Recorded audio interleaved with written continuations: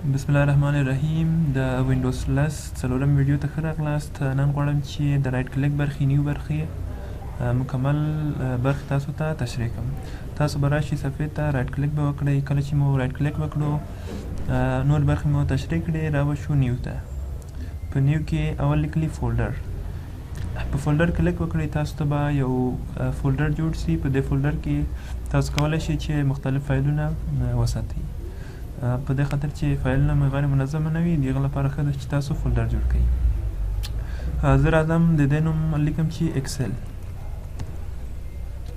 دا فولډر جوړ شو د اکسل په نامه. راځم بیا بل فولډر جوړوم، نوم یې لیکم چې ورد. دا بل فولډر شو. او که غواړئ چې په اسانه طریقه جوړ کړئ کنټرول شفټ او ان ووهئ تاسو ته فولډر جوړیږي. تاسو وینئ چې دلته فولډر جوړ شو. کنټرول شفټ ان هر څومره چې وهئ تاسو ته به هغومره نور فولډرونه هم جوړیږي. که څوک کمپیوټر سره هیڅ بلد نه وي تاسو او اس کې ولیکئ، بیا دلته راشئ کنټرول ونیسئ، دغه کنټرول وایي، بیا شفټ ونیسئ، بیا ان ووهئ، بیا تاسو وینئ چې دلته فولډر جوړیږي. دا کنټرول ده، دا شفټ ده، بیا دلته ان ده، او دا ان چې ووهئ تاسو لپاره نوی فولډر جوړیږي. بیا تاسو کولی شئ چې فایلونه راواخلئ دلته کاپي کړئ. مثلا زه غواړم چې دا ډیټابیس ته د یو کورس غواړم چې دا کاپي کړم د فولډر ته. راشئ اول دلته راشئ کاپي ووهئ، بیا راشئ دا فولډر منځ ته، بیا دلته راشئ بیا پیسټ ووهئ. تاسو وینئ چې هغه ډیټابیس دلته کاپي شو. د فولډر نور خصوصیات څه شی دي؟ نور خصوصیات یې دا ده چې تاسو کله چې فولډر باندې کلیک وکړئ F2 ووهئ، د فولډر نوم بدلولی شئ. هر نوم چې ورکړئ تاسو نوم ورکولی شئ. که غواړئ چې داسې فولډر جوړ کړئ چې هیڅ نوم ونه لري بیا څه شی کوئ؟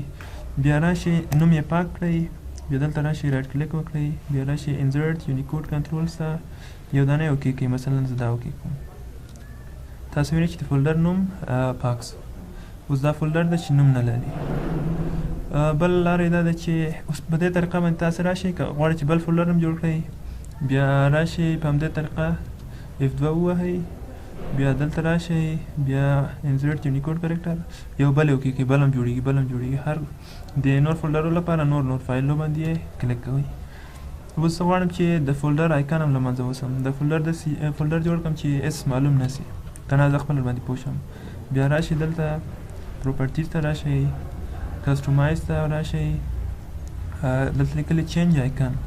بیا دلته تاسو نور آیکنونه هم کولی شئ چې مثلا ونه راشي، د کلي راشي. مثلا غواړم چې کلي راشي، بیا دا ووهئ اوکې کړئ، دا آیکن اوس ریفریش ووهئ، دا آیکن د کلي شو. اوس زه غواړم چې داسې آیکن ولري چې هېڅ معلوم نه سي. بیا راشئ کسټمایز ته، چینج آیکن،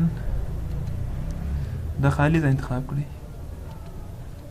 تاسو راشئ اوس وینئ چې د فولډر هېڅ نه معلومیږي، تنها تاسو باندې پوهیږئ نور هېڅوک نه پوهیږي. دلته راشئ ماوس راولئ، دلته کلیک وکړئ، تاسو وینئ چې دا د کورس ډیټابیس هم پکې پروت ده. بل څه شی دی په نیو کې؟ په نیو کې شارټ کټ ده. تاسو غواړئ چې د یو فایل د ویډیو لپاره شارټ کټ جوړ کړئ. یوه طریقه یې هغه وه چې پرون مو کار کړه کاپي کړئ بیا شارټ کټ یې پیسټ کړئ. بله طریقه یې دا ده چې دلته راشئ کلیک وکړئ، یو څه شی پیدا کړئ، هر څه چې مو په کار وي هماغه پیدا کړئ. زه غواړم چې مثلا د ویډیو لپاره شارټ کټ جوړ کړم، دا انتخاب کړئ، اوکې ووهئ، نیکسټ، فینش. تاسو وینئ چې د ویډیو لپاره شارټ کټ جوړ شو. که غواړئ دا نور کارونه هم کولی شئ. مثلا شارټ کټ کې تاسو راشئ ولیکئ شارټ کټ، دلته ولیکئ چې شټ ډاون ماینس اس یعنی شټ ډاون ماینس ټي. دلته وخت ورکړئ، مثلا 10 ثانیې 60 ثانیې. دا څه کوي؟ دا تاسو لپاره یو شارټ کټ جوړوي چې کله تاسو په دې کلیک وکړئ ستاسو کمپیوټر بیا بندیږي. زه به اوکې وهم، نوم به یې ورکړم شټ ډاون 2، بیا فینش ووهئ. تاسو ته دا وینئ چې شټ ډاون جوړ شو. پروپرټیز ته راشئ، آیکن یې ور بدل کړئ، چینج آیکن، مثلا دغه آیکن ورکوئ، بیا اوکې ووهئ، دا آیکن جوړ شو. کله چې زه په دې کلیک وکړم دا کمپیوټر مې اتومات بندیږي. که غواړئ چې ریسټارټ لپاره جوړ کړئ بیا راشئ نیو ته، شارټ کټ شټ ډاون ولیکئ، شټ ډاون minus s minus t دلته وخت ورکړئ 60 ثانیې 10 ثانیې 15 ثانیې هر څومره وخت چې ورکوئ هغومره وخت به د کمپیوټر هغومره وخت به وروسته به دا کار ترسره کېږي. دلته د ماینس اس په ځای چې آر ورکړئ ریسټارټ د شټ ډاون په ځای ریسټارټ. اوس دا یو بټن جوړېږي د ریسټارټ لپاره. بیا راشئ نیکسټ ته نوم یې ورکړئ ریسټارټ. ریسټارټ لپاره جوړ شو آیکن یې بدل کړئ. کله چې دغه باندې زه خو اوس ویډیو کوم دا کار نه کوم تاسو ریسټارټ ووهئ تاسو کمپیوټر به ریسټارټ شي. بیا به راشو نیو ته. که تاسو افیس پروګرامونه انسټال کړي وي مایکروسافټ اکسس دا کلیک کړئ تاسو لپاره ډیټابیس جوړېږي. ورشئ که په اکسس پوهېږئ تاسو کولی شئ چې دلته د اکسس کارونه وکړئ ډیټابیس جوړ کړئ. هر کار چې مو په ډیټابیس کې کولی شئ هغه کار ترسره کړئ.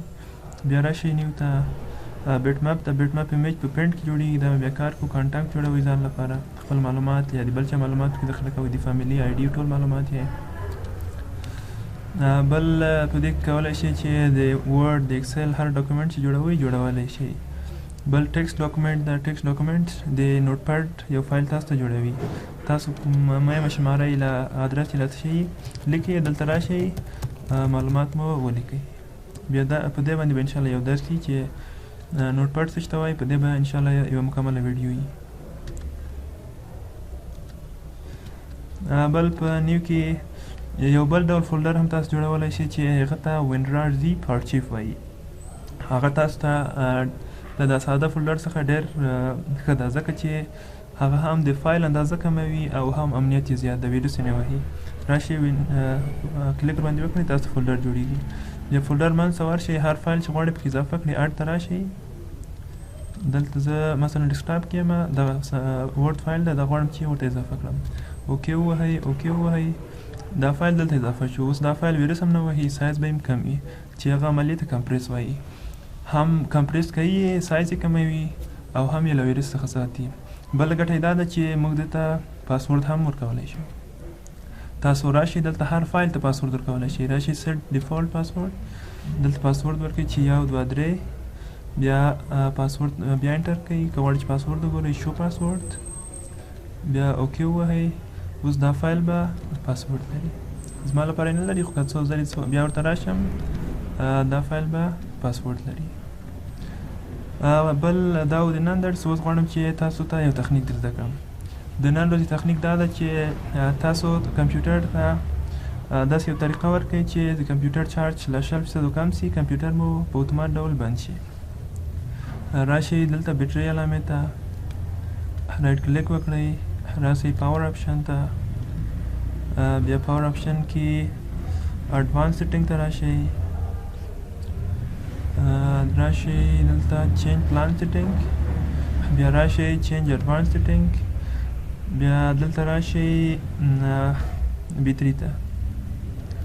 بیټرۍ به زه پیدا کړم چې دلته بیټرۍ لیکلي.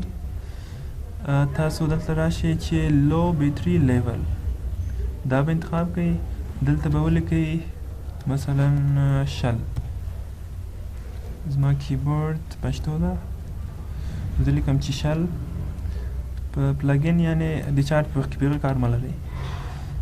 بل لو بیټرۍ اکشن ته راسئ. لو بیټرۍ اکشن نوټیفیکیشن یې فعاله ده. بیا لو بیټرۍ اکشن ته راسئ. دلته ولیکئ چې شټ ډاون انتخاب کړئ. اوس کله چې ستاسو کمپیوټر چارج له 100% کمیږي کمپیوټر به مو اتومات بندېږي. لو بیټرۍ ته راسئ لیول ته یې فیصدي 100 ورکړئ. بیا راشئ لو بیټرۍ اکشن دا شټ ډاون انتخاب کړئ. اپلای یې کوئ اوکې یې کوئ. بیا وروسته به له دې به تاسو کله چې کمپیوټر چارج له 100% کمیږي کمپیوټر به مو اتومات بندېږي. نور تنظیمات هم لري. یو تنظیمات یې دا ده چې کریټیکل لیول چې ده هغه باید لږ نور هم کم کړي ورڅخه. دا په لو لیول کې مر کولی شئ چې په کریټیکل لیول کې مر کولی شئ. که کریټیکل لیول ته راځئ دا آن کړئ اکشن یې راشي دلته شټ ډاون انتخاب کړئ او د اندازه یې 100 ورکوئ که 10 ورکوئ هر څومره اندازه چې ورکوئ ورې کوئ. دا 15% ده. دا مثلا زه لیکم چې 22%. اوس چې 22% وي زما کمپیوټر به په اتومات ډول بندېږي. دا و د نن ورځې درس. سبا به انشاءالله د پرسونالایز برخه انشاءالله تاسو ته تشریح کوم.